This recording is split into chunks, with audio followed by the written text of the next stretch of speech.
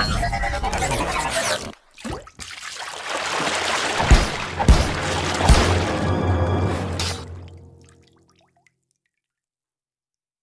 and welcome back to Illustrating Personality in Character Design. My name is Ioana Shopov and this is Chapter 2, Lesson 2.3, Final Line Art. In this lesson, we're going to learn how to create a digital inking brush and how to use that brush to create the final version of the line art for our tiny pirate character. We'll go through the basics of digital inking and the tools you can use to master it. I've also provided the brush that I created and used in the source files for this course, so you can just load it up and start working. So let's get started, shall we? First off, let's load the brush tool that I provided in the source files for this course.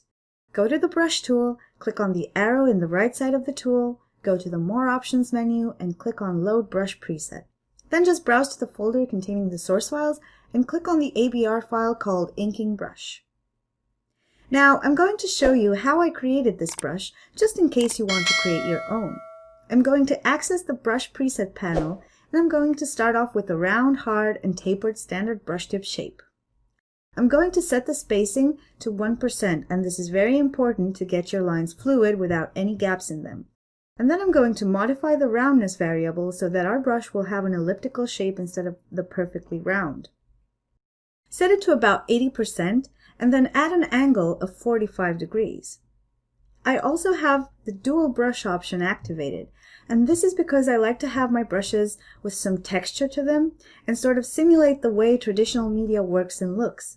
So what the dual brush does is that it adds a layer of texture to your existing brush with any type of brush tip that you want as a second layer for your brush.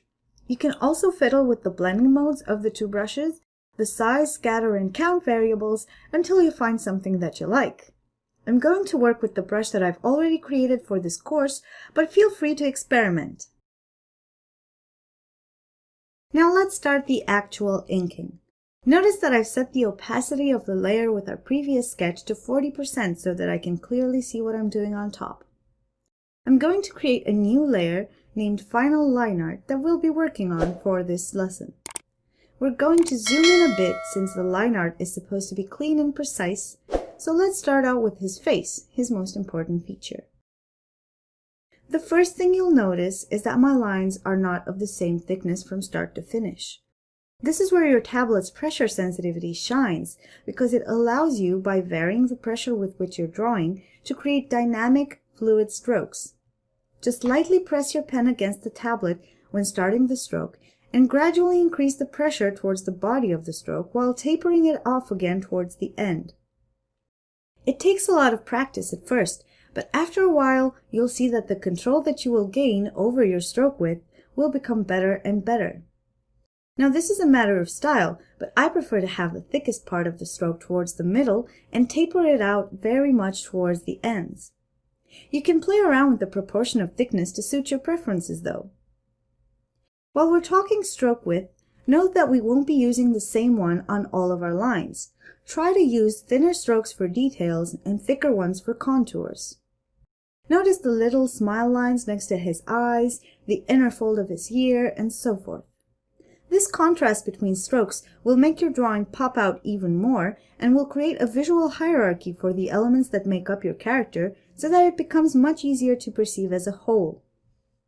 One of the many advantages of digital art is that you usually don't have to worry about making mistakes.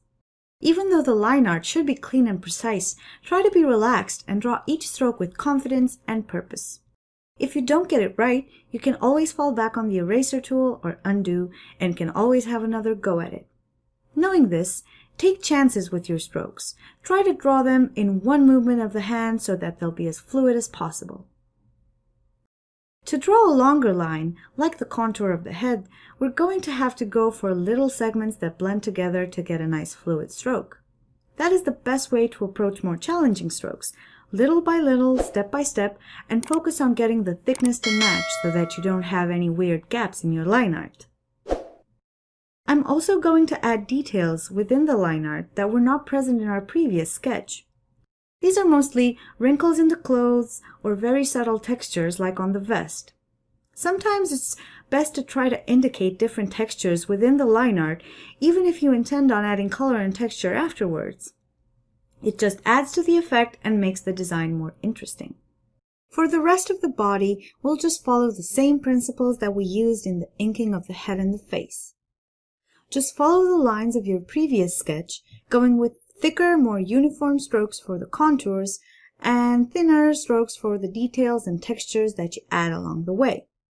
If you're not happy with the way the previous sketch looks like with the final line art, feel free to improvise and change the placement or number of the strokes.